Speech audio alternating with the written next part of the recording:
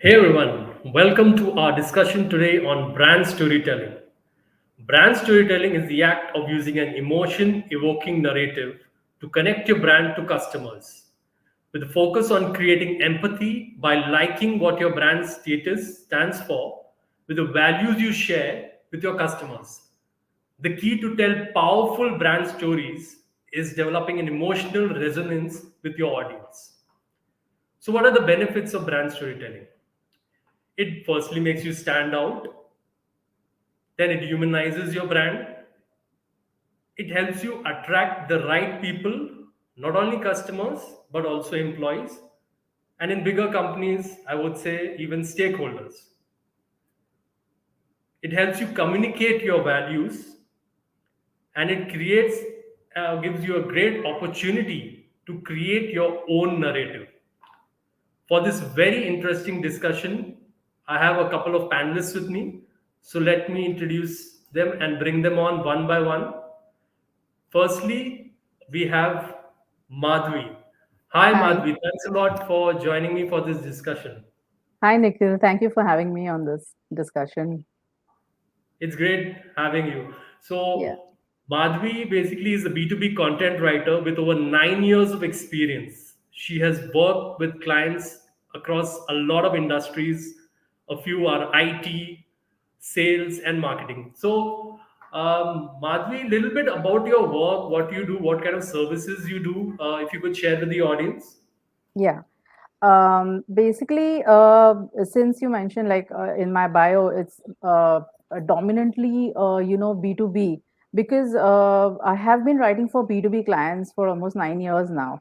And the services is based, I am a content writer by profession. So I have been writing content for various different industries.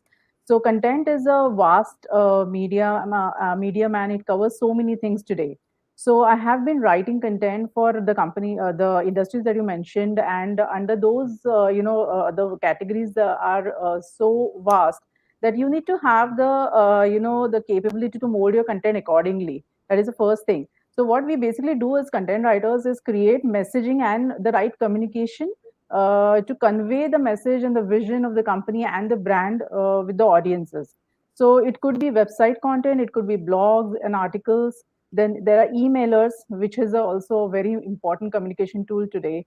Then there are press releases, product descriptions, and there are I think taglines are also very important to make an impact. So these are the things that I have been writing for years and for various different industries.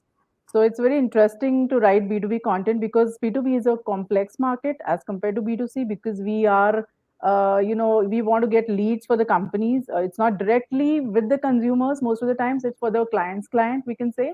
So there's a lot of study that needs to be done. So research is a very important thing for B2B content writing. So these are the things that basically I do as a content writer. Great. Thanks for joining us. Yeah. Next, we have Ambalika Bhat. Thanks a lot for joining me, Ambalika. Thank you. Thanks for inviting Nikhil. And hello, Madhavi. How are you? Good to Hi. see you. Hi, Balika. Great. So Ambalika is a communication professional with around 13 years of experience in storifying B2B, thought leadership. Also, she is an author and a children's story writer. So that's very interesting. So you can tell us a little bit about the basically books that you have written. Sure. It's mainly in the fiction side, targeting on the young adults. So, yeah, pretty much I debuted in 2013 with You Adored Me Ignored.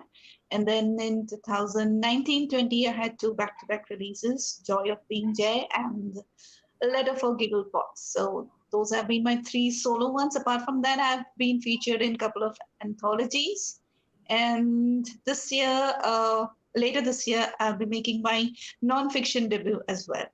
So that's about my writing. But yes, That's I've great. been a writer by and large. That's right. So there's one very interesting because that has led to having this event that a lot of marketers, obviously when you see the LinkedIn profile also they talk about being a storyteller in that. So and today with the I mean there are so many platforms, you have mini videos and all.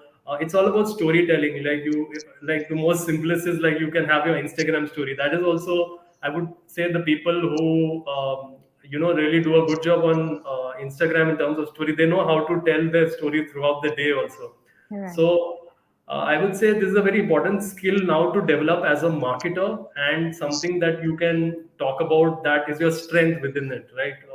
When you are looking for work and you are interacting with people. And also, I wanted to know from you, Malika, that as a like, what is the thing that you should have? Like, what are the skills, like as a storyteller in a marketing sense?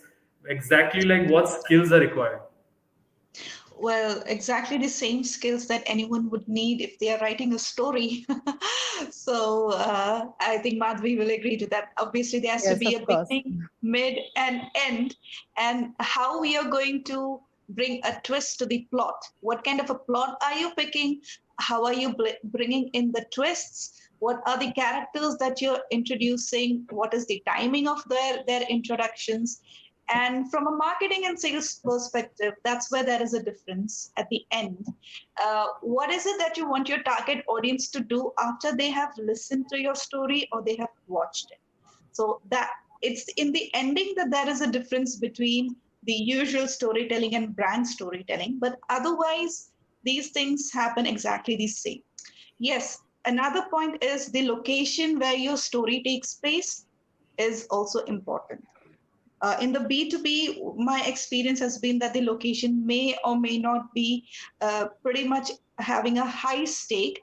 But if you're looking at a direct customer, a brand that directly interacts with a customer, then your location is also going to be important. For example, if you're targeting if it's a jewelry brand, then the way you would tell a story, wedding story, is going to depend on whether your target audience is in the south or east or west or central or north of India. So like that. But pretty much you need the same skills. You need to have a good understanding of what narrative you want to build up. But yes, you have to do some kind of backtracking from the call to action that we say in marketing. So if awareness is the only thing that they want, then it's just good to have a aesthetically appealing and wonderfully done video or a blog post or an infographic. But if you want them to do something more than that, engage actively, then there has to be a strong emotional connect. So accordingly, the narrative and the characters will have to be built. That's right. That's very interesting. So, let us start this particular session. We'll be starting off by taking examples of some successful storytelling examples that are there by big brands. So, I'll just start off the first one. Madhavi will take us through it. Is the At the Moxy storytelling campaign that was done by Marriott. That's mine. Yeah, that's Ambalika is, I think, going Yes, to Yes, at yes, the introduce Ambalika. at the Sorry. Moxie. Yes, Ambalika can take it. Yes, I really like this at the Moxy campaign that Marriott came up. So Moxy it came up in 2016, and it's one of their offerings wherein they are targeting that segment of travelers who are looking for fun, but there has to be a lot of technology in their travel suits, and it has to be budget friendly, and pretty much they want all the five-star things at a very reasonable affordable price, and they want people staying with them. And so Marriott, that is, they are identifying a new niche, and they want people to know about this, and it's basically fun, having fun while staying with them, and everything is pretty much safe and affordable. So they came up with, and this was way back in 2016. I think today in India we are hearing about influencers and all these series coming Mm. up, and there's a lot of these digital influencers coming up with their own series. That's relatively new for us in India. But Marriott did this way back in 2016 itself. So they had a tie up with all the leading comedians of the day in between UK and US. And they came up with very short series. I mean, the number of episodes were pretty less, say about somewhere between 5 to 7. And the whole idea was showing that these they are characters who are traveling, and they are discovering new places, And they're talking about their own past experiences when they were traveling, and there's a lot of fun involved in it because they are basically comedians, of course, and travel is their niche. And through their travel stories, they have introduced this Moxy concept that they have. So it was season one was a big hit, and all these, and the best thing was all of these episodes were shot at their Moxy residences or the Okay. suits. So that ways when the episodes were premiered, the audience got to actually see what these places are going to be like. So if they were just not advertising that, okay, this is our new offering, we've got this, it's going to cost you so much, and these are the features that you're going to get, these are the amenities that's going to be available to you. So it was not just a very verbal or something very text heavy. People actually got to see it and how it can be used. And because the anchors and the actors were pretty well known and relatable, they could actually see themselves being a part of it. They could also see themselves living and living in a Moxie residence and using them. So they built that up in season one, and in season two they came back with a season two a couple of years later, and with the same set of characters and with more fun, more excitement, more adventures, and people were there, and the kind of social engagements that they had was tremendous. So, like, this is how, like, if a brand is trying to launch something new, a new product or a new service, it, the traditional approach would have been to research and then come up with an advertisement and then do something like a shoot about that place, the location, the venue, and then maybe showcase it during a B2B exhibition or, or a similar kind of an event. But here they have been able to break that barrier and bring things much more closer to their actual users, to their actual audience. Uh, And they have been able to do that by using people who actually live in their property. So, like these world famous celebrities, obviously when they travel they live in quite luxurious properties, so having them stay in a budget friendly yet luxurious property and doing their stuff makes things much more relatable, and it also makes the target audience feel like, yes, I can also aspire for it. So lots of emotions coming up over here, exactly the kind of emotions that Marriott wanted that new segment to have and opt for them when they are traveling, and choosing them as a hospitality partner was quite successful. So that's the reason why I like At the Moxie, the entire idea behind At the Moxie, a pretty good campaign to have. So it's available. They have a dedicated YouTube channel just for these series, and it's pretty fun. Really, very well done and pretty fun. Yes. So by using influencers and having all these episodes shot at their property itself, Marriott was able to target their target audience in a much more exciting manner and engaging manner than they would have had they opted for the traditional approach, in which case they would have just shot their rooms and exhibited that video in some kind of a B2B event. But here, because there were actual people living there, celebrities living there, but doing everyday stuff, it was made much more relatable for the target audience that they had in mind. And so there was an emotional connect, and the advertising of the property happened on its own. Entertainment was a bonus, and people are now hooked. So even if they may not immediately opt for a booking at a Moxie, they are Marriott loyalists now. So that occupying the mind Okay. space, which is what a story is supposed to do, be at the top of the mind, having that top of the mind recall. So that is what they have been able to achieve. And yes, they this campaign checks all the points that any marketer would love to fulfill, which is like having engagement, be entertaining, be informative, and also come up with That's a right. very clear call to action. So that's the reason why this is a very So, strong. Ambalika, in this, basically, the story that you're talking about, were there any interesting ways there were certain services that were within the Marriott that were kind of showcased. It was kind of part of the story, and they were showcased in a way it really stood out.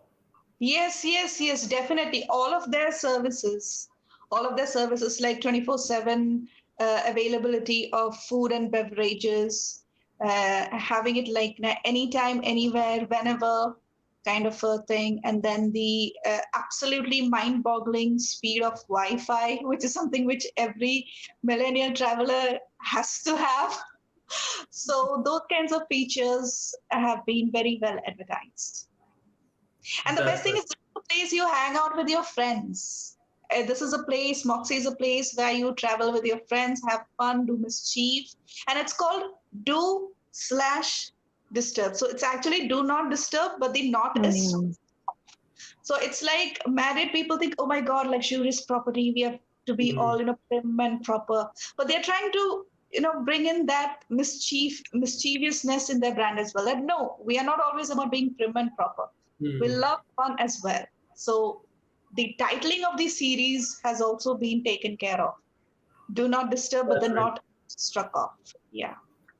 Yeah, they want to make because you kind of you will have a different target audience. Like generally, say there's a certain age group, like say 40 plus, and they are high HNI individuals and all. But now they want a certain audience, like say a Gen Z.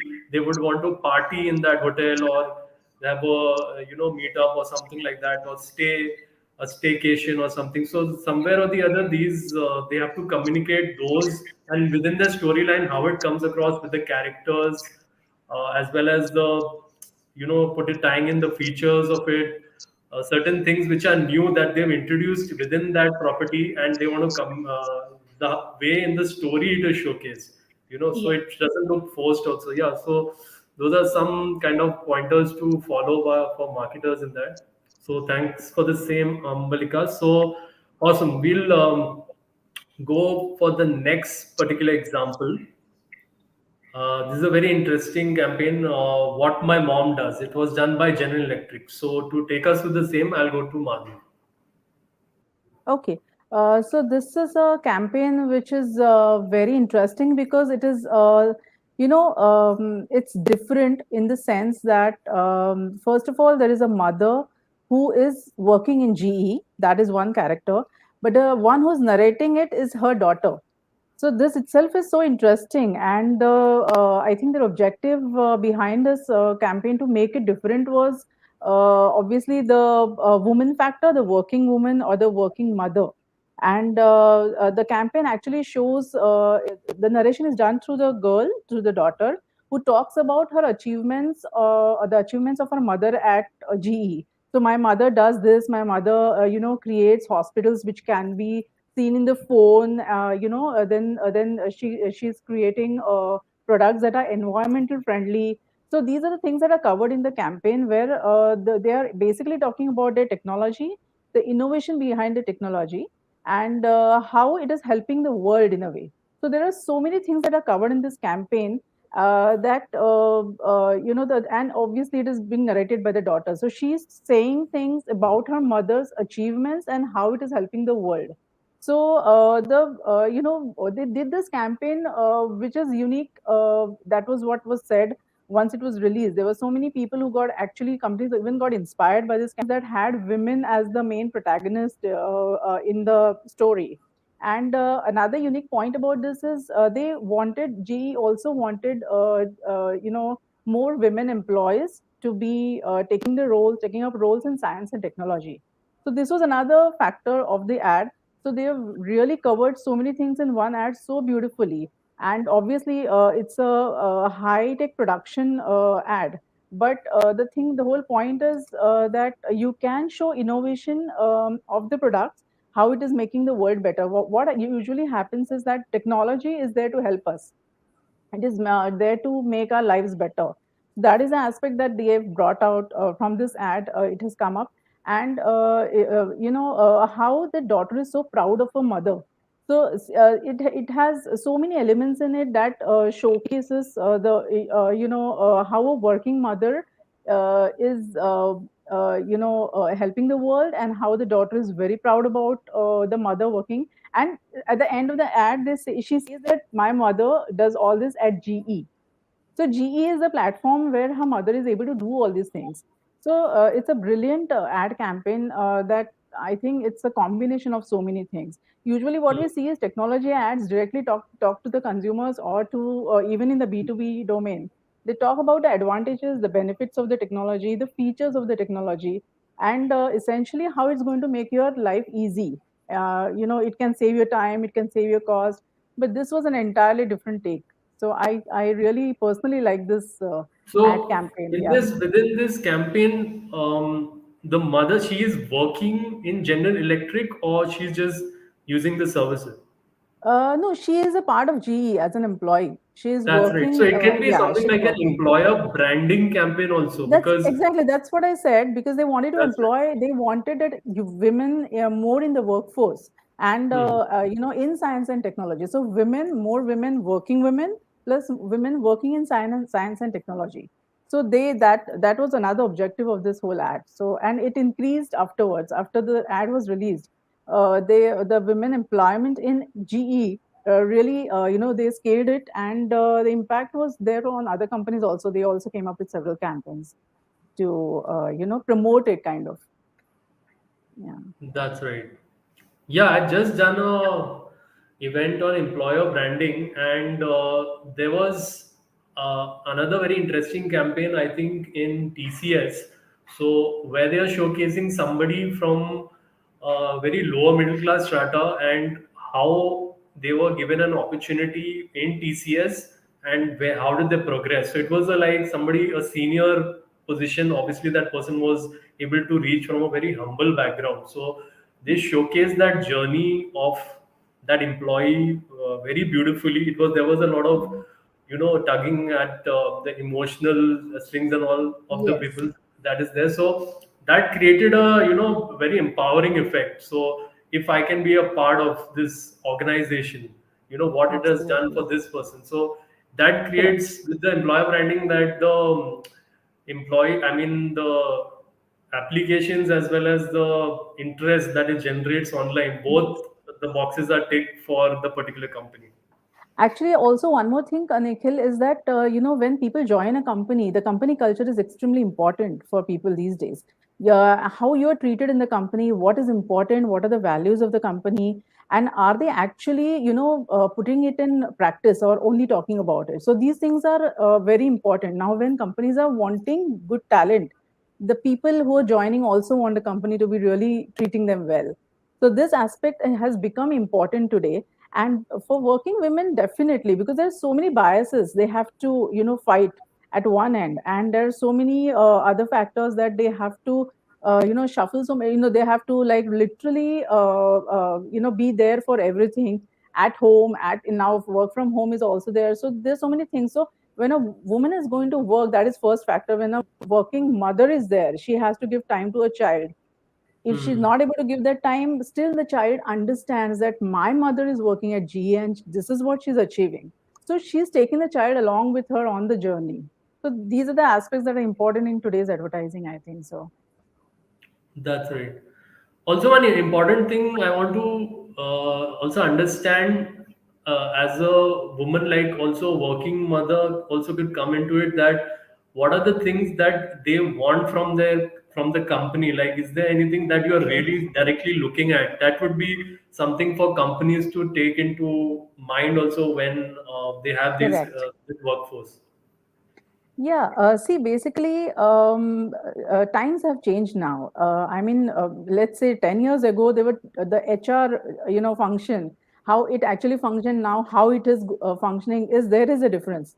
But I would still say that when, as a working mother or a working woman, when you want to work with a company, first thing we really look at, or probably most of the women look at, is flexibility. Let's say, for example, that is important, because there are responsibilities at home and there are responsibilities of the company, and we don't want to compromise on anything. We want to give our best. So that is one thing. And compassion and empathy is extremely important.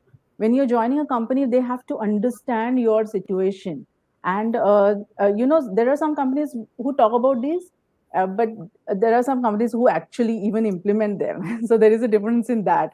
So you have to really make sure Flexibility with may specifically what would be there in terms of the flexibility. work hours and Work the hours, yes, definitely work hours, but it's not limited to that. See, some if you are joining as a content writer, for example, and you have you have to have the skills of marketing as a content writer. It's a must. So if there's a there is talent about of marketing already in the person, and she wants to do something in digital marketing as well. So there has to be that flexibility also. They have to be open to see what the person is capable of, and they should be able to leverage that talent. So that openness is very important in company culture today. And so there's not like, okay, you do this role, or now you're only going to do this. It's not like, I've seen many women who actually start off as one in one designation, and they are doing completely different after a few years. So that is one thing. But flexibility in terms of hours, working hours, definitely yes, that is there. And because I think now that we are we've gone through this COVID thing, now people know work from home can be done. So that kind of flexibility is already in the system now. So yeah, I think flexibility in that's terms of right. hours, definitely. That's right. Ambalika, your take on it? On the campaign. No, in terms of the what we exactly are talking about, that what would a woman be looking at in terms of in the company when she's joining, like what flexibility related thing or the deadlines or something like that. What are they specifically looking at when they are joining the company? Well, yes, definitely. Along with flexibility, she's also quite concerned about her career progression because all said and done, she's juggled a lot to be where she has come to be in. So obviously, she would like that career to only be progressing, no stalling, nothing. So the kind of team environment that she's going to get, that's Hmm. going to be important for her. And yes, understanding, yes. And I think 2 points which Madhavi really beautifully brought out was that compassion and empathy.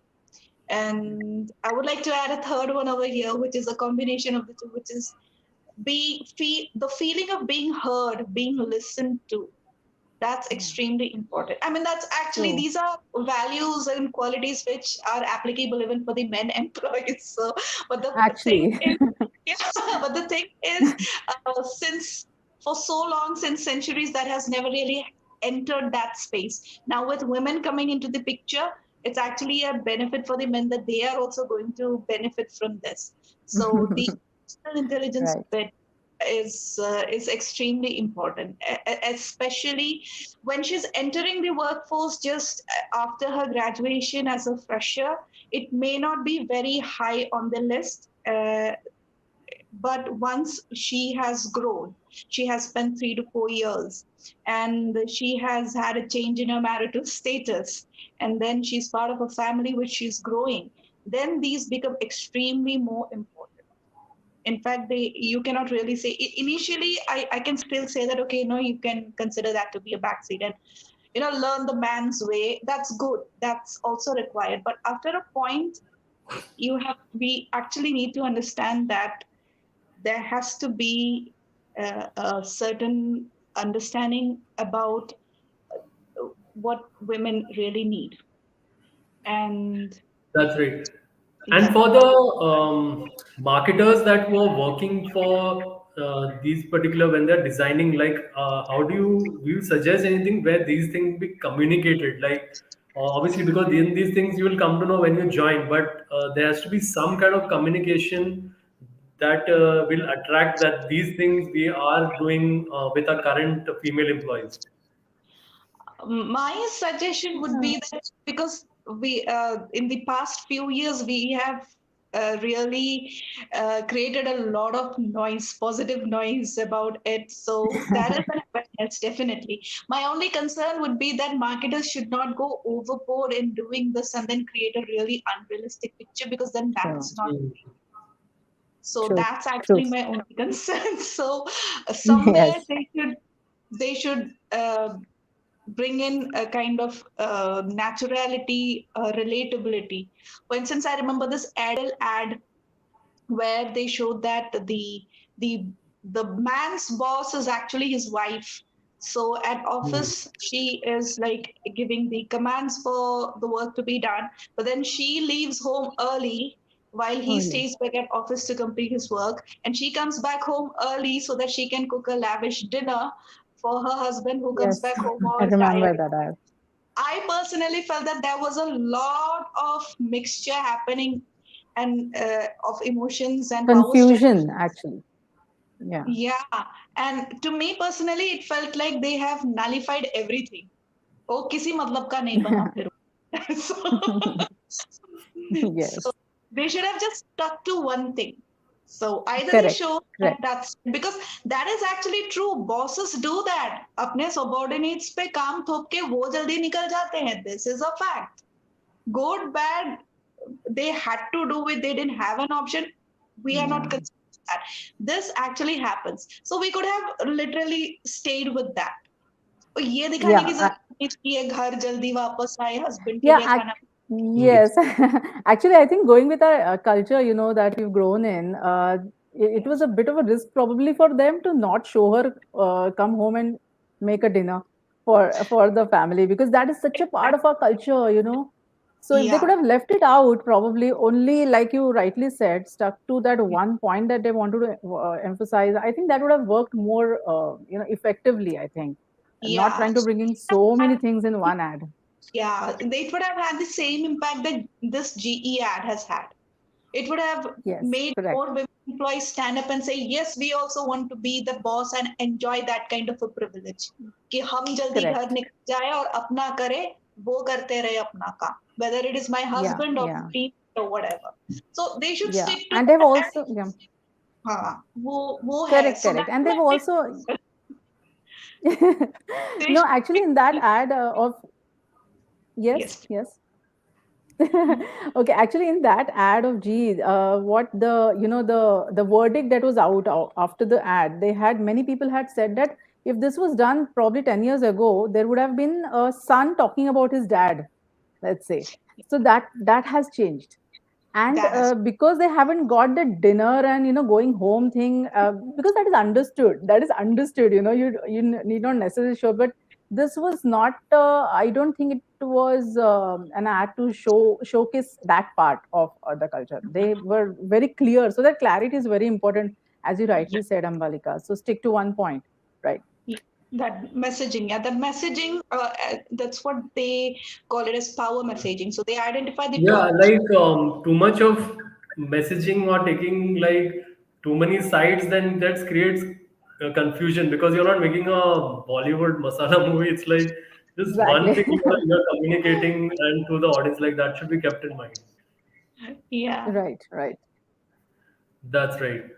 Great. So I'll go to a bit of the theoretical part in this particular session when it comes to brand storytelling. So there's a kind of a general framework for marketers. There'll be a lot of marketers who've just joined the workforce and they'll be looking at making storytelling campaigns. So what kind of framework can they follow? I'll go to Ambalika for the same. Well, there are many frameworks. If you just Google up, you're going to find 7 P's, 6 elements, 4 important points. So there are multiple frameworks that come in. My suggestion, and it comes from my experience, is that just stick to the basics. Like Right. like I mentioned at the start, do a backtracking from the call to action. So the short duration that I spent as a digital marketer, I would always begin with this because the messaging would never be clear. चाहिए क्या? They're like, we Right. want this, we want everything. But it's not possible. In a campaign, you can't have everything. You have to focus on one thing. So I would always begin by asking that, what do you want?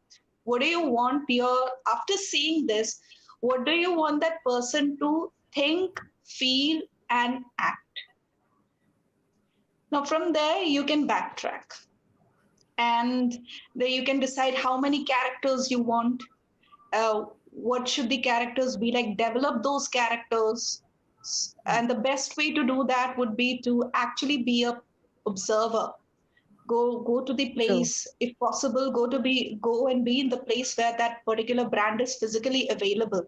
Maybe it's a mall, maybe it's at the crossroads, because that's where the billboard is going to be put up and the people are going to see it. But wherever it is, wherever the brand is going to be physically present, be there and observe your customers. From there you will get everything you need to know about your customers, and then talk to them, like being very curious कि ये क्यों लिया, वो क्यों किया, ऐसा क्यों किया, क्यों खरीदा, क्या अच्छा लगा. So when you talk, that's where you start getting the experiences, you start getting their stories, you start getting their emotions. And after that it's really very easy. You already know your call to action, and you already have these stories from the customers. All you have to do is a little bit of uh, brushing around so that you just match it up. So that's the framework that I would suggest. So what is your call to action, and based on that, gather the customer stories and put it in. So basically Yeah. this would be a framework when So, they are just. Ambalika, just for the viewers, like if you could take one or two examples in terms of like a call to action, and then how you go forward in it, like in structuring a story. Okay, say for instance, okay, let's say it's a jewelry brand. Yeah. Yeah. So it's a jewelry brand, and obviously they want people to be buying jewelry. Yes, obviously, wedding season or whatever they purchase is the final intent. Now there are hundreds of brands, and people would definitely go to their traditional ghar ka sonar and all of that also. So as a brand, you're competing, and there are very big names as well. So the only way you can entice the customer into choosing you is by creating an emotional connect. That buying a piece of jewelry from us is much more than just that piece of jewelry. It's not just a material purchase that you're making. We want to be a part of your wedding experience. Is now old fashioned, it's now gone. We now want to be part of your marriage. And I think this was beautifully brought out by, was it Tanishk recently, last year's wedding unka jo tha, make discuss your marriage, not your wedding. I think that's the tagline that they had come out with. So that's Hmm. it. So earlier it was like shadi hai to gehna kharidna hai. Why? We have to do the jewelry purchase. So the focus was on the material thing. Now they are shifting it to Yeah. the emotional thing. So you when you're buying jewelry from us, you're making us part of your marriage, not just the wedding. That's a Mhm. huge. So now when I know Mhm. that this is what I want my customers to feel, my target audience to feel, now what kind of narrative do I want to build? So what is it that people talk about when it comes to marriage? Wedding to hai taiyari ya dikha liya. When you're talking about marriage, talk about your marriage, not your wedding. So what kind of conversations do you have? So that's why you go out, listen to the couples. So there again, you have to think. अभी couples को identify किया. So what is the socio-economic category that you want to target? What kind of conversations that do those couples have before they are going to get married? वहां से फिर आप निकालो. So I think they did a good job of identifying 3-4 things. तो वहां पे थोड़ा सा mental health का भी आ गया, career का भी आ गया, gender role reversal भी आ गया. So it's not just the woman saying that I want to do something new. They brought in this thing that the man wants to do something new and wants the wife to support. So he's bringing up, normally, otherwise we portray that the man is the provider. So Yeah. here they shifted that. Then the big taboo thing that depression के बारे में बात नहीं करनी, mental health के बारे में बात नहीं करनी. So here we have this couple talking about it, that you like me, you see, because you've seen me during my good days, but I have my bad days too. So and then the man says that I'm always going to be there, good or bad. So that's really very touching. It's really it Yeah. brings tears to your eyes, especially Yes. when True. the mahal is like wedding car and you are also so Yeah. emotional, and then you see something like that, it touches. So that kind of a thing. Alternately, if it's about, you can be even more specific. This is general, you can be more specific. We want to target people who are getting married for the second time.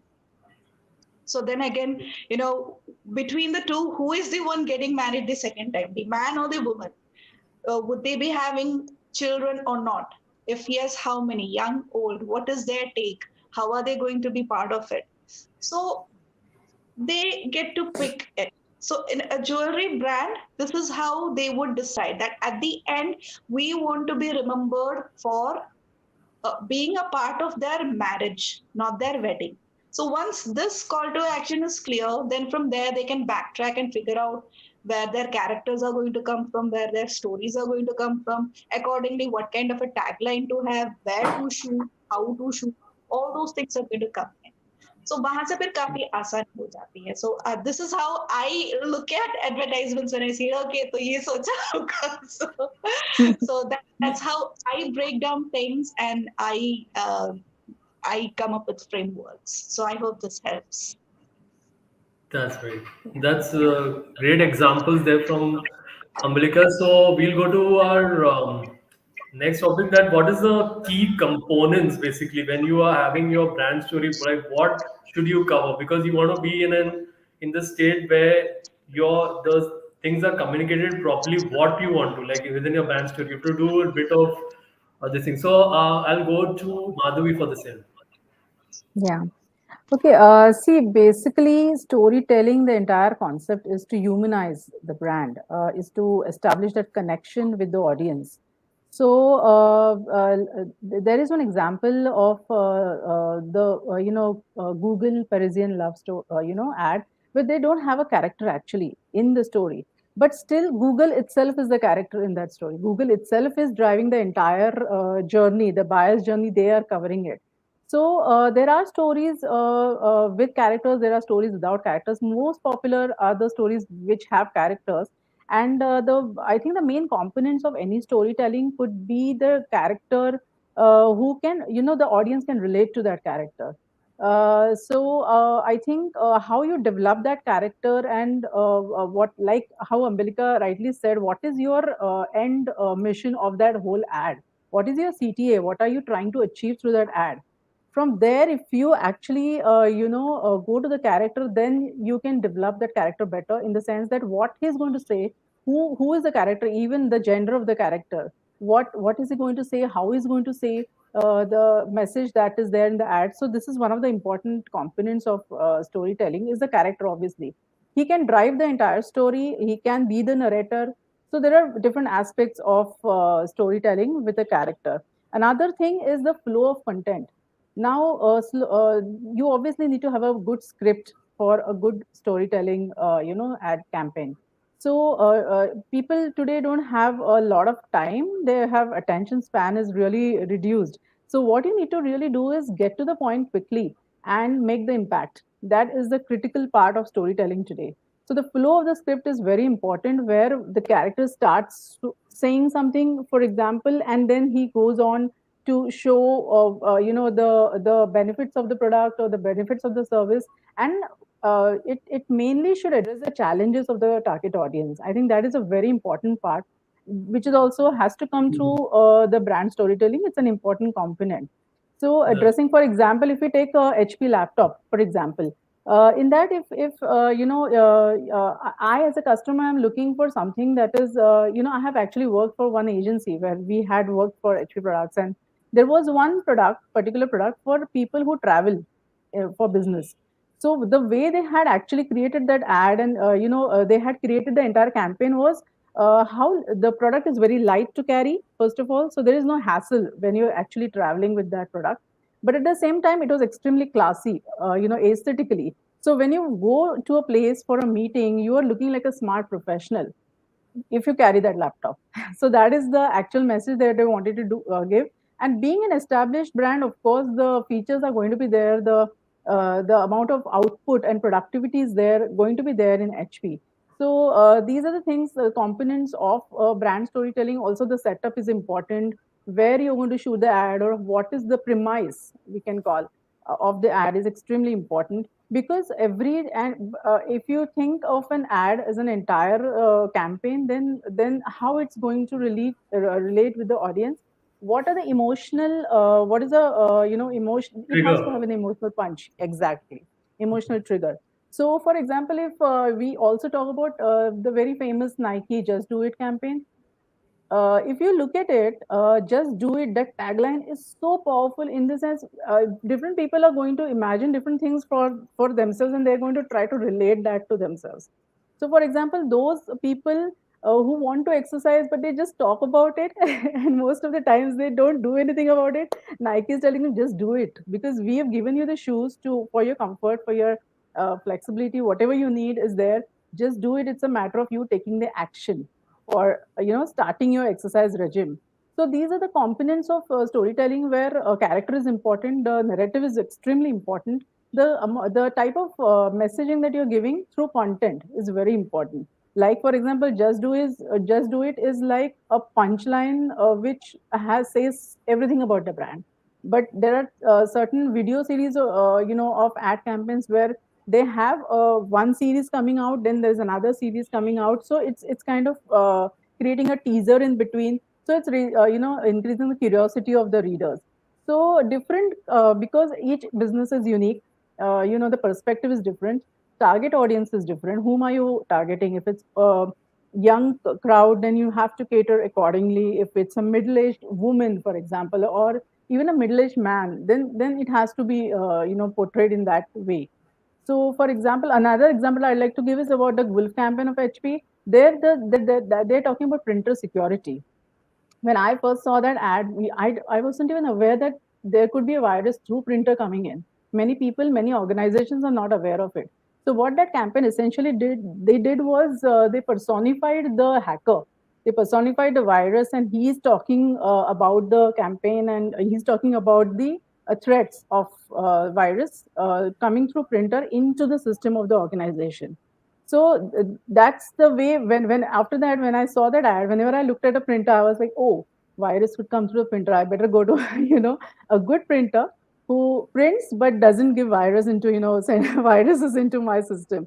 That is a kind of impact, psychological impact that has to be made on the psyche of people. So essentially, there is psychology into play, and if that impact is not created, no matter how much wonderful characters you have, or the setup and all this money that you put in doesn't make sense, because if it's not going to impact the psyche of the people in a right positive manner, it doesn't really make much of a difference. So I think these are the important characters, and of course, one more thing very important is relevance. We often forget whether this ad is relevant to the target audience or not. That is the actually the first thing that needs to you should start with relevance, because if it is not relevant, if for example we receive so many emails these days, and in that in our inbox is full, most of the emails we don't see. Even if you have subscribed, I don't see so many of the emails. Now if I'm interested in something related to baking, but I receive an email which is related to pets, for example, it's not relevant to me, so I'm not even going to see that email. So here, research of the target audience comes into play. It's very important. Unless you know your prospect, it's very difficult to actually create that kind of campaign for that particular prospect. So I think these are the factors that are important. Yeah. Yeah, a lot of like B2B products, maybe you're purchasing because you are in a certain profession. But Yeah. I think when the marketer is segmenting his content, he has to make sure that within my this particular audience who is interested in say football or who's interested in trekking. So Yeah. little bit of some background, some research has to be done, or you have data or something where because then you know what he will pay attention to. You have an email campaign, so the person will pay. And obviously, in any campaign there is a lot of, I mean, people who don't look at it convert, but then you have a, I mean, there is a certain direction that you are taking. There is a certain focus that in within my say audience who say like I have a designing software. There are some people who are into say trekking or into music, so I have certain campaigns, so they will look at something or the other, but it can't be like in the dark, like hitting a bow in the dark basically. Yeah, and in B2B, there's so many decision makers involved. See, if you're going to That's write or create a messaging for senior marketing executive, you have to write a different message for the CEO. That is how different things are, and that is where personalization comes in. So you have to personalize each and every message. And you rightly said, Nikhil, data is extremely important. We cannot do anything without data today. because with that data, will you will come to know about the prospect. And there is always a lot of tracking. You have to know their social media activity. You have to literally map their digital footprints, as we say in B2B language, wherein you understand a person what he's searching for, what are the what competitors they're buying from at present. So there are so many aspects that data can give, and then once you That's have right. the data, then it's easy to build a story that comes And naturally. also in like say there was a very interesting campaign. So like there was a SaaS product which was used by a lot of developers. It used to Okay. aid how for coding basically. So the thing was that most of the coders they are into gaming also. So there was a Yes. certain game which was really popular at the time. So they designed a campaign around a meetup for that game. So this is where you are getting deeper because on the level that okay, my product is going to be used by the coders, but what are these coders, looking at what games are they playing, and accordingly you Correct. design the campaign. So it really getting more focused in Yes. terms of getting the iPod because it's not only the profession. Then it's though it's a True. B2B product. You are looking at the interest and then getting deeper into what will kind of attract them or what will they see or they come for some meetup or event or something like that. Yeah. True. True. That's right. So awesome. So we'll go to our next topic that the video series today we have for everything. We have so many short video formats where you have one major content piece and then that is being repurposed. And also, how can brand storytelling be optimized when you have certain video series? Maybe you're introducing certain features or you're talking about certain characters that you're with different personas and how they solve a particular problem through your product or service, and also how this particular thing can be done. I'll go to Ambalika for the same. Yeah. Reason why a video series is very attractive for a brand is because, and that too, from a digital influencers point of view. Sorry, from a brand's point of view, it is very beneficial that they opt for digital influencers so that they can run a series. And the main reason for that is that they already have the audience in place. Their focus only has to be on the content and how that content can be made fit into the influencers scheme of things. So I really see a lot of our Indian influencers doing this very brilliantly. My personal favorite is RJ Karishma. She already had this series where she shows this mother with two children. I mean, it's a family, but mostly it's the mother with the two children who are always at war with each other, siblings. So there's a lot of sibling rivalry and a mother coming in between. So the stories majorly revolve around these, and then they have relatives and neighbors and friends coming in and out of this scenario. So in this kind of a thing, for any brand to introduce any product is going to be easy, whether it is with something to do with acidity. If they want to introduce something, they've got a ready-made family that talks about overeating and binge eating all the time. So it fits in beautifully. And they can keep doing this repeatedly because there are so many characters available. It can be the neighborhood, it can be the next door auntie, it can be the father, it can be the older sibling, it can be literally anyone. So they don't have to think about iske baad phir kya karenge, what next. It's Hmm. already there because the influencer is already going to come up with lots of funny anecdotes anyway. So any brand is going to find a series really very attractive. So all that they need to know is who is their target audience. Again, knowing the target audience in and out is extremely important today. Earlier, it was important because they wanted to know the purchasing power of their audience so that they could know whether the sales target could be met or not. Awareness, mind space, and all was again all in support of getting that sales spike up in hand. But today, while sales is still important, equally attractive is how much of mind space they have been able to gather. Hmm. So, from that point of view, brand storytelling in the form of a series is highly recommended because it's always there. They don't have to think about a replay, retime. TV airtime is very expensive. Radio time is also very expensive. That kind of a media buying people cannot think of now. But through a video series of an influencer, you can get it at literally throwaway cost. And it's so much more That's engaging and right. attractive also. There's an instant emotional connect. So आप जो भी चाहते हैं वो यूं चुटकी बजते आपको मिल जाता है. That's So right. video series is definitely recommended. Yeah.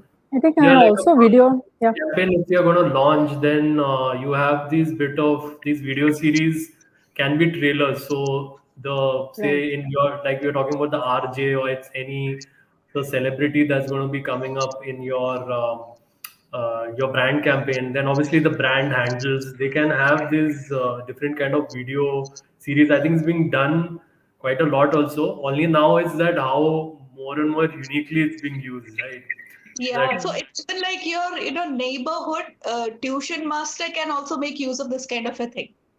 Mhm. So, like Sure. it's literally, you don't have to be a big brand to think about it. You can just be even someone like a nobody like me who wants to start a business to spread awareness about it. I can also opt for it. So it's that accessible, that's easy to do, and equally wonderful. So I think Madhavi wanted to Mm. add something. Yeah, the thing is, video marketing is is in vogue right now because of people don't have time to read a lot of content, and it has a better impact on human psychology. What you see visually also, and of course with the sound and music and a story, it is so engaging that you can remember it. So videos in series can also create help in creating of brand familiarity and also brand recall, because one ad comes and then there's so much of competition today that you want another ad in that series coming and taking the customer ahead in that journey.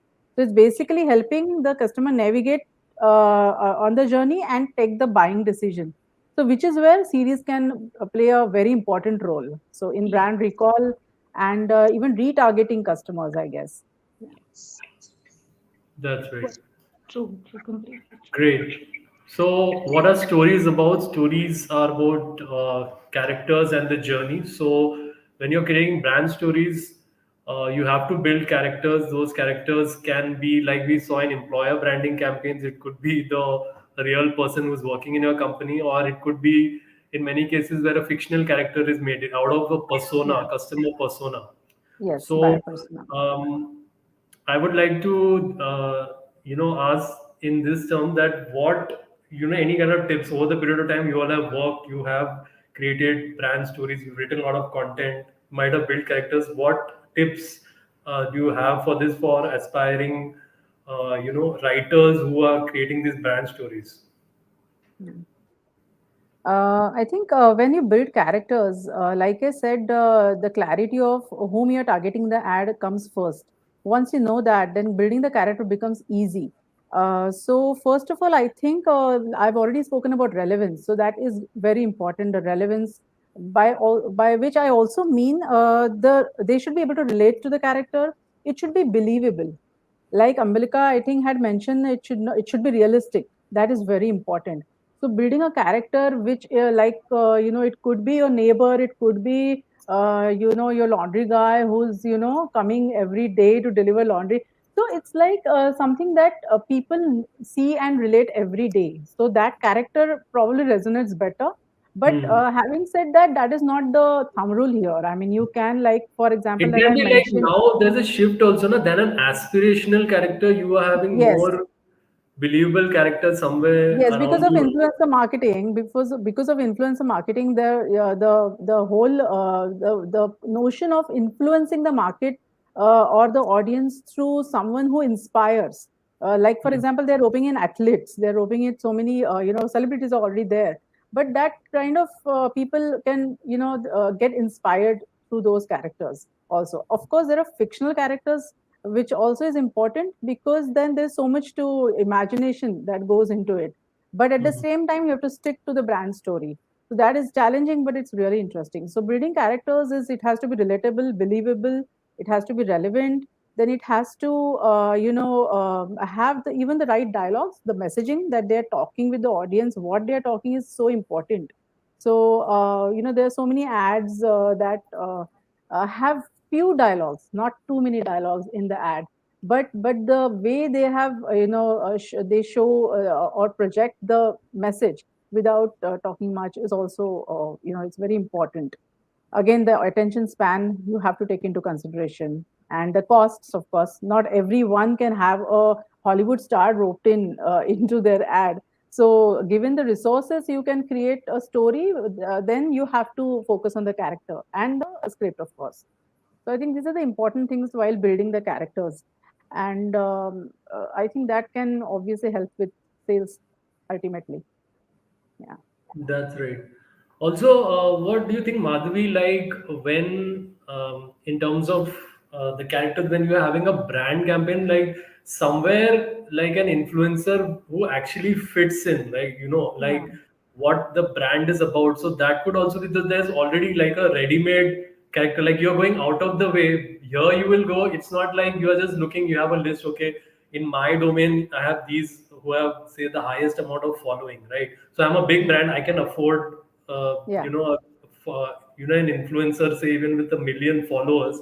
But somewhere like when I'm establishing my character, it could be even someone who with a very less following, but he's a kind of that person is like a character. It is telling my brand story. So Yeah. there, that's where. What do you feel on that? Where you are searching for influencers who are like real representative, the characters that can tell your brand story much better.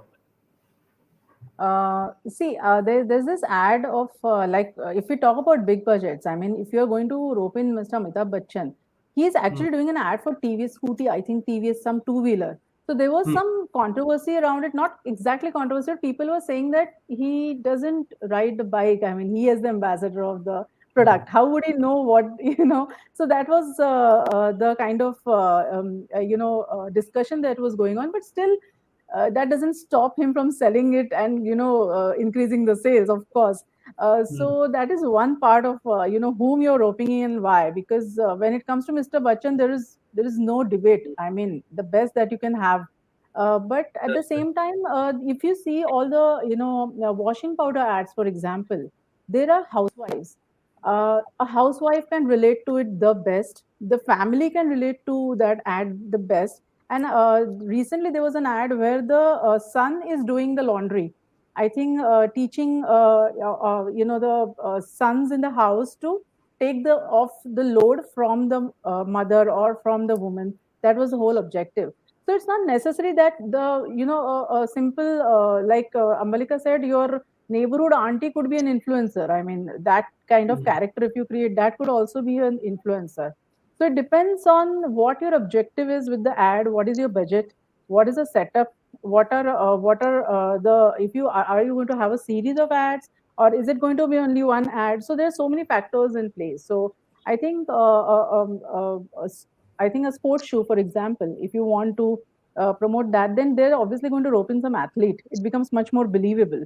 And I think it depends entirely on what your objective is of the ad. Though it at the end of the day you need sales, it is business. But how you that emotional connect is so very important in every ad. I think so. That's right. Yeah, I was actually making the point that they might be not that famous, like even for Yeah. a big brand, but they have those qualities in them which is kind of aligning them with your brand.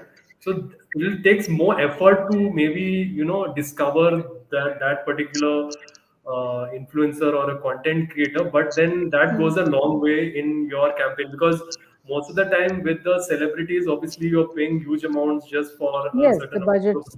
awareness. But here it's kind of the brand story is being really highlighted. Like for example, there was I think a laptop company. They showcased that they could have taken one A-list star and then just that person was just talking about the benefits of the product or something like that. But here they took in real achievers in small domains like how they are using the laptop. It could be somebody a designer, a graphic designer. It could be Okay. a hairstylist or something, and how they were using Yeah. software on that laptop. So there were certain and today everyone is kind of an influencer content creator. So Yeah. how do you identify those guys and then you kind of They are talking Yes. about your.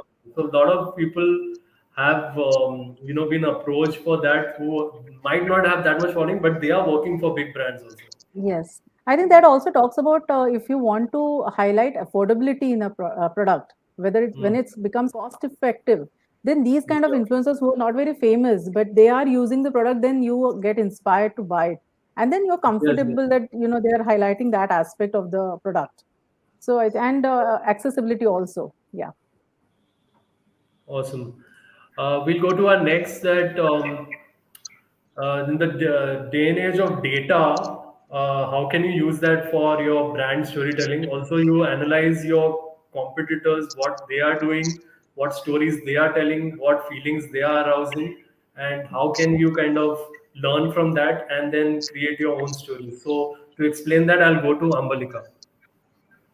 Right. So I think Madhavi already had set the context when she was mentioning about that HP campaign. yeah, Some of the stuff that HP has done is actually my favorite, and they do a yeah, really good job with data-based storytelling. It's amazing. I absolutely, remember when they were doing their rebranding, it yeah, was so absolutely fantastic that they went on to win awards for almost all the activities related to their correct, rebranding. So for me personally, data-based storytelling, the benchmark for that is HP. Like I can't really Hmm. stop talking absolutely, about it. yes, same here. They are just so good, uh, especially in the B2B space. That Yeah, is the thing that one needs to look up to. Till date, I haven't been able to find any other brand in that space which has captured my imagination so much. In the B2C, I was able to spot something which is like the Huggies versus the Pampers thing. So yeah, before the uninitiated one, just to help them understand what data-based storytelling looks like, I'll give a quick short example using Spotify. So in 2017, Spotify came up with this thing like how your 2017 looked, heard like, listened like. So okay, it's like at the end of the year, what they did was they declared what the year looked like in terms of music that music, was played in the college campuses of US. yeah, wonderful. So yeah, so that was like mind blowing. Which college Yes, campus, which playlist, and all of it. And they did not write it. They got somebody else to write it. So they provided the data. They oh, provide data, yeah. So it was a guest post on their site. So okay, that's one example of using that data to create a story. So they're like, so this college campus is into partying all night. This is into jamming at early mornings, and here's where all the exciting stuff happens. Here's where the blues go. So normally people wouldn't be thinking about it at such a high level, like from a 40,000 feet point of view. If you look at it from that point of view, people are not going to think about what music is being played where. But when someone like a Spotify comes and puts it before you as an infographic or in terms of figures, then yeah, you're like, oh my God, I didn't think that. And then Hmm. the takeaway for the audience, of course, Spotify users don't want data, they want music. So they are obviously yes, interested. No, can they find those playlists? Those playlists are still available. So that's how you get new audience and existing ones hooked onto your service. So that's one example. For the uninitiated, this is what data-based storytelling can do. Another quick example is of Zillow, which is a real estate company in the US. So they are mostly into helping people find the best place to live in, finding accommodation. That's it. Simply put, that's what they are into. In 2016, 17, 18, around that time, they just came up with this. They had a lot of information about not just the houses or the accommodations, but also the locality and the fun stuff and the professional stuff that happens in the areas where they operate out of. So they used all of that data to come up with this fantastic thing around Halloween, saying that which city in US is best for trick or treat. So obviously, I mean, Halloween, oh, some everybody wants something new, different during yes, Halloween.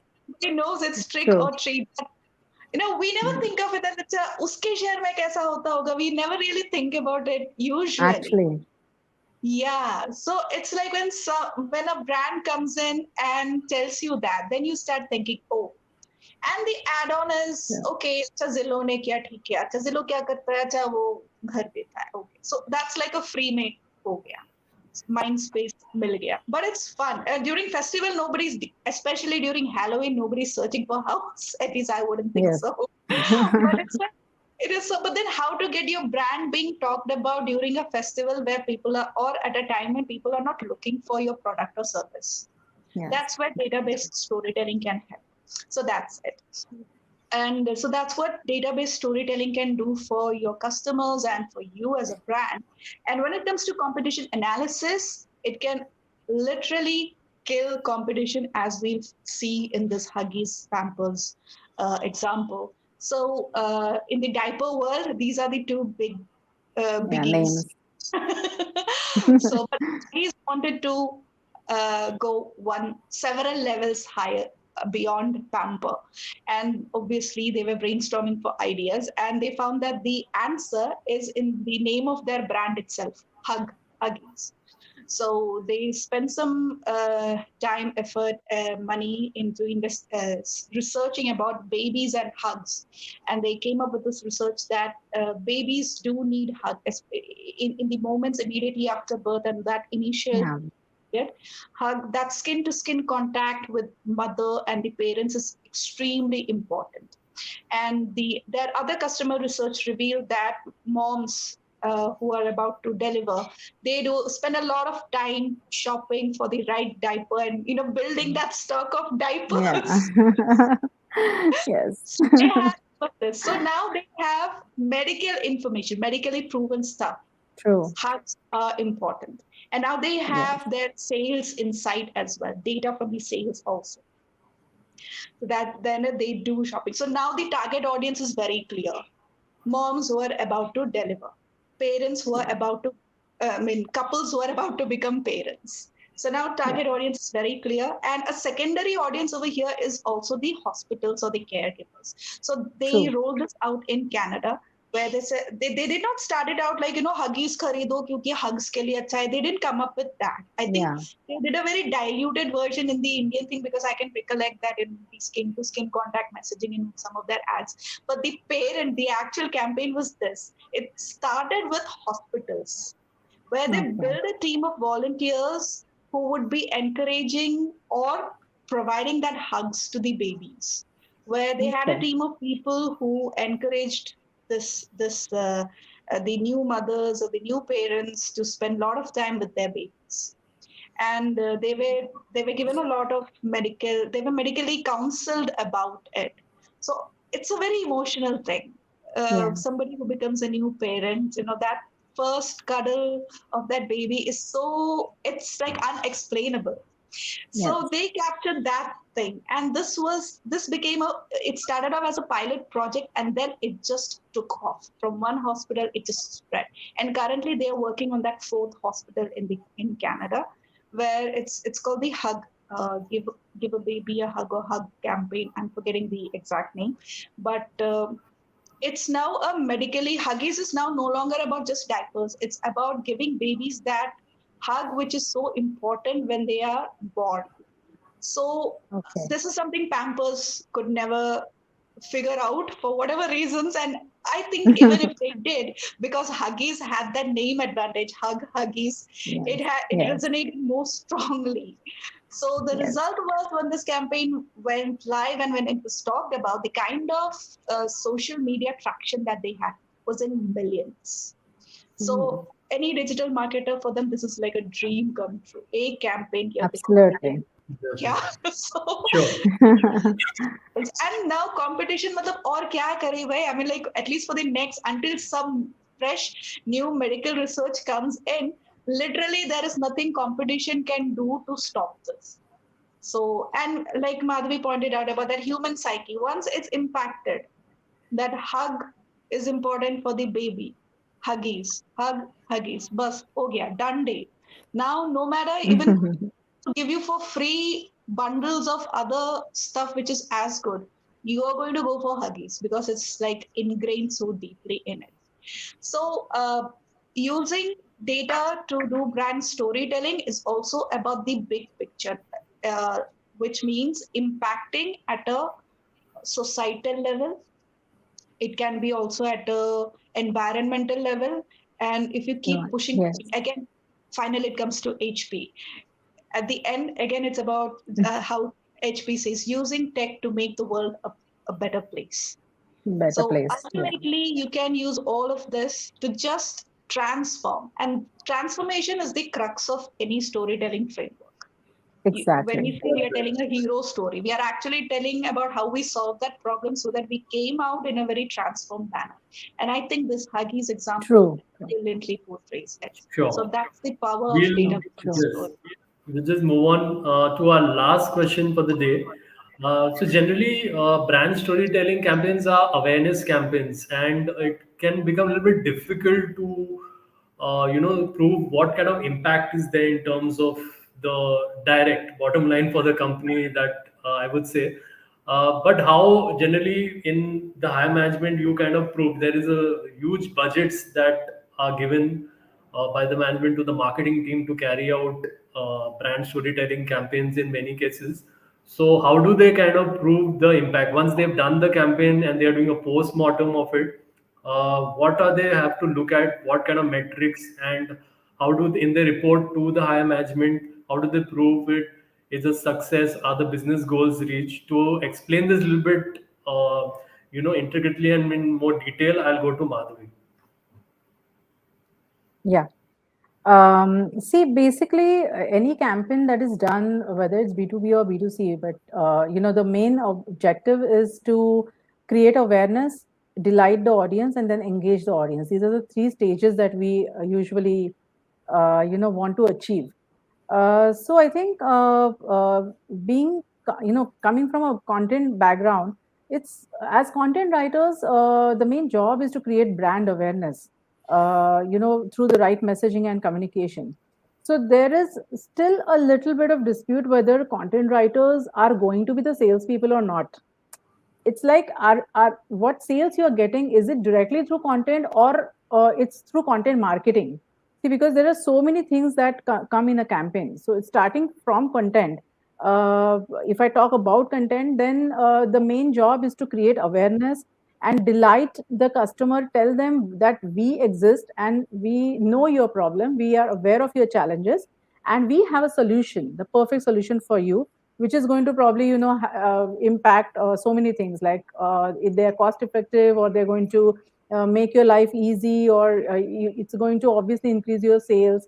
So these are the things that these are the objectives of content. But now when we talk about marketing per se, in terms of B2B, digital marketing activities are more, you have to be accountable to your what campaign you're carrying out, and that directly can be measured through the leads that come in.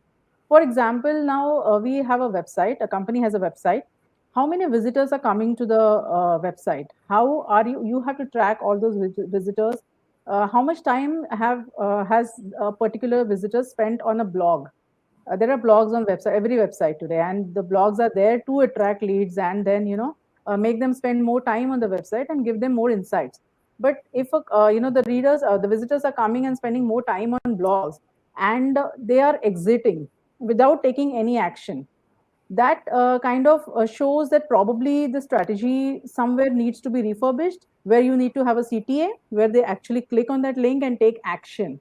So that Hmm. this is a kind of metric which cannot be shown in numbers per se, like sales, but what action the visitor has taken can be a metric itself, can be a measurement itself. Or if there are some content assets on the website, let's say there's an ebook which is free, which can be downloaded. If the person comes and downloads that ebook, then he could be a very prospective potential client. Why would he come and download it? There are some who just want to download and read, fine. But there are some, unless you're there, you're spending a lot of time on the website, you're downloading that material to know more about the service provider, to know more about how the service can help me. So that these are the measurement factors that can be taken into consideration. And depending, being in content, I usually suggest that every 3 months you should change your strategy. It should not be like within a month you cannot change the strategy, because it takes time for people to come and understand that your brand exists, then get familiar with it. And there are so many aspects in a digital marketing scenario where social media is there. I mean, you have so much messaging going out on social media. So there it is very easy to say that, okay, my brand has so many likes, this particular post has so many likes, doesn't mean you're going to convert all those into sales. Or just because there are less likes doesn't mean you're not going to get that business. So many things happen at the backstage, you can say, not Hmm. necessarily in front of you on social media.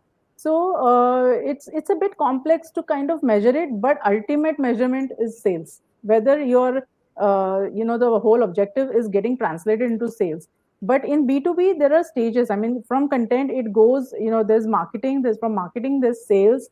There are so many stages in the sales funnel itself. There's Hmm. awareness, delight, and engagement. So you have to measure each stage in that sales funnel, where your customer is he going to the next stage in the sales funnel? Are you nurturing that prospect so that he Hmm. goes in the direction to actually go and buy the product? So these are the impacts that can Hmm. be measured. Some of them And are I think intangible. if you are nurturing with the right content, then Absolutely. the likely, because it shouldn't be a case where you are just nurturing by more salesy messages or feature-based messages or offer-based messages. Yes. Somewhere it is an education process is going on, or also a little Correct. bit educating about the company, what they are up to Yes. now, any positive stories from the company. So the content can be a major sales tool within that your sales funnel. Absolutely. Yes. It is a major sales tool. In fact, in email marketing campaigns that companies do, it is all about hyper personalization, not just personalization. Today is hyper personalization, wherein you know the prospect, and then accordingly you create that email for that particular prospect. And this is a lot of effort. This is a lot of hard work, because ultimately you are running big budget campaigns, and you need those results. So, and even in email marketing, there is open rate, there is click rate. These are two different Hmm. things. You open an email, but you don't click on the link. So, what's the Hmm. point? You have this small things that you need to consider. So, it's not like you mass Hmm. email, those days are gone. Now it is all Yeah. personalization. Yeah. That's right. It's like you're a person opening an email, then next step is there are certain links that can be content links also. Is he going to Yes, that? And then you can track that when from that email he's going on the site and how correct. much time he spent. So you can really track the user in the You full, can track. Yes. you can track in It's the whole journey yes, and what action. So definitely there is a, when you get into the science of it, and like a lot of marketing analysts are there also. I feel every marketer has to have this these skills to because at the end of the day when you are talking to the higher management, you have to have this within your reporting. What absolutely. can, because certain things, that is why your expertise will come in, because to a layman with the general metrics there is no out in terms of output, what is the correlation to it that you are establishing. So maybe a campaign like you mentioned will have lesser likes, but maybe it was a video, you should look at the watch hours for it. Yes. How many people watched and how much, like they watch 80% of the video, right? So if you're having a long session, it's very rare that maybe they even watch 40%, but in your case they watch 60% of a say a 1 hour video. So, Yes. and that is something that they are interested in, the target audience is interested in that topic. So that is making an Correct. impact somewhere or the other, right? Correct. So you have Yes. to get really into details and intelligently kind of, Lot of yes, yeah. yes. I mean, if they're downloading a content asset, then you have to capture that data. You have to nurture that prospect, because he has downloaded the content asset, which means that he might be interested in the product. More Yes, potential than the one who's just come and who's gone from your website. that's These are right. more potential prospects. Yeah. That's right. Yeah, if not the product, but at least he is a target customer, because it is that problem is going to be solved with your product. If he's not using, maybe, Exactly. so you have to, then it's the cycle of how you can convince him to take, because he needs that product from Mhm. you that is Yes. established, but will Yes. he purchase yours or some competitors? Correct. Correct. Right. That's right. Yeah.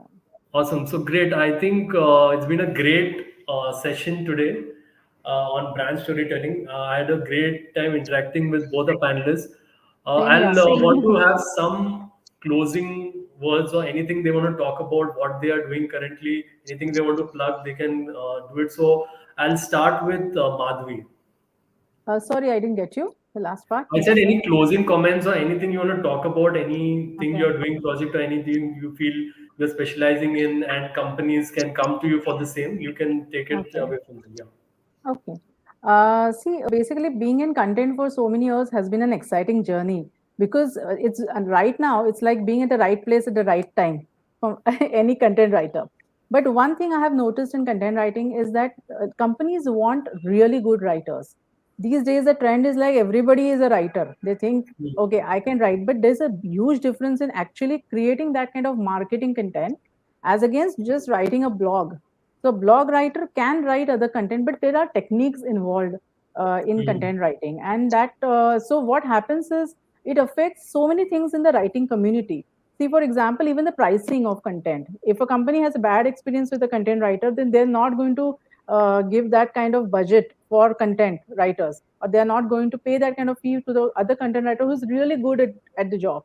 So there is a gap which needs to be filled in, and for that, considering all these things, and people want to know about content writing, even if it is in vogue right now, there are so many people who want to know more about it in deep depth, where it how it can be done on job.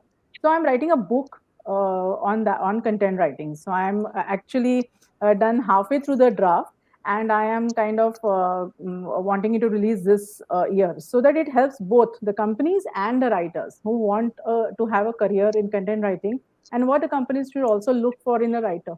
So I think that can probably my way of kind of bridging the gap between the companies and content writers. And you need to really be, do a perfect job when you are into writing because it affects sales at the end of the day. That is one thing that I'm doing, and I'm also getting my website built. So a lot of things happening. Definitely. Thanks a lot. Thanks for taking your valuable time, Madhavi, and Thank I you wish so you much. all the best. I enjoyed this session so much. Thank you for having me. And thanks, Ambalika. It was great interacting with you. Yeah, same here, same here. Really enjoyed it. Yes. Meeting both you and talking. It was awesome. And congratulations in advance for that book, Madhavi. It's Oh, much I needed. hope it is, going to come out soon. I'm Yeah, hoping. seriously. And in the content writers, as Madhavi put out, is they actually do a very important job. Currently they are the heart and soul of marketing. Yes, But the sad absolutely. thing is they are so underpaid and undervalued for Yes, what yes. they bring. So, like companies, they want good content writing to come in, but at a very subsidized rate, ऐसा नहीं Correct, होता है. correct, correct. ऐसा नहीं So होता है. Right, right.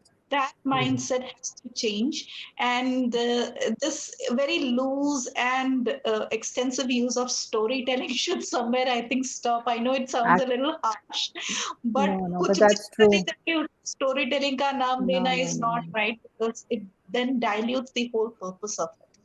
Absolutely. So yeah, and I think content writers should start empowering themselves with a lot of courage to ask questions that can filter out things that do not qualify for storification. That's really Correct. important, because I know instances where it's just pushed on. Literally, it's dumped on. Yeah. नहीं इसका story बनाओ. अरे मैं नहीं बन सकता. I mean, you Nahi, can't. yeah, yeah. Yeah, I You mean the kind. Yes, I mean the volume work, for example, is a big problem in content industry. You cannot create, let's say 10 blogs in a day. I mean, it's inhuman actually to expect that kind of, and then they want quality also. That doesn't happen. So there that are a doesn't. lot of, rough edges in the industry, but we are evolving, and eventually I'm hoping that there'll be a balance.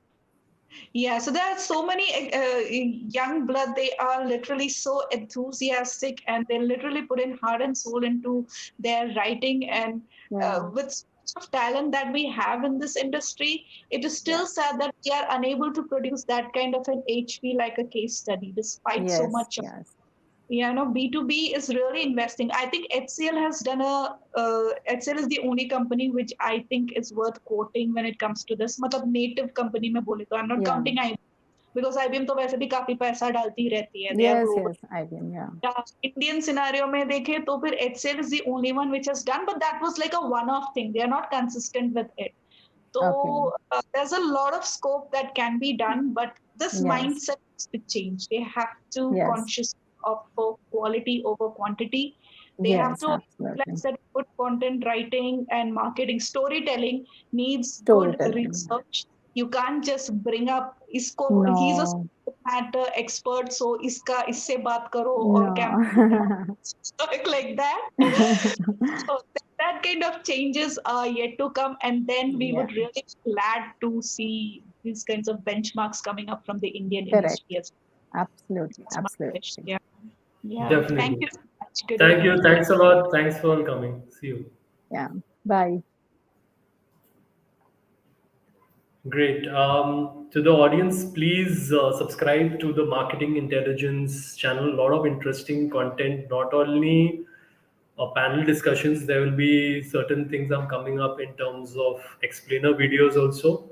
Also, where I'll be explaining certain concepts, also with my experience, how certain paths that a marketer takes in terms of identifying a problem and getting to the solution. So a lot of interesting bits are coming up, and please stay tuned. Subscribe to this channel, and then you will definitely it'll be a great experience from your end. Well, thank you. Thanks a lot for your time. I'll see you. Take care.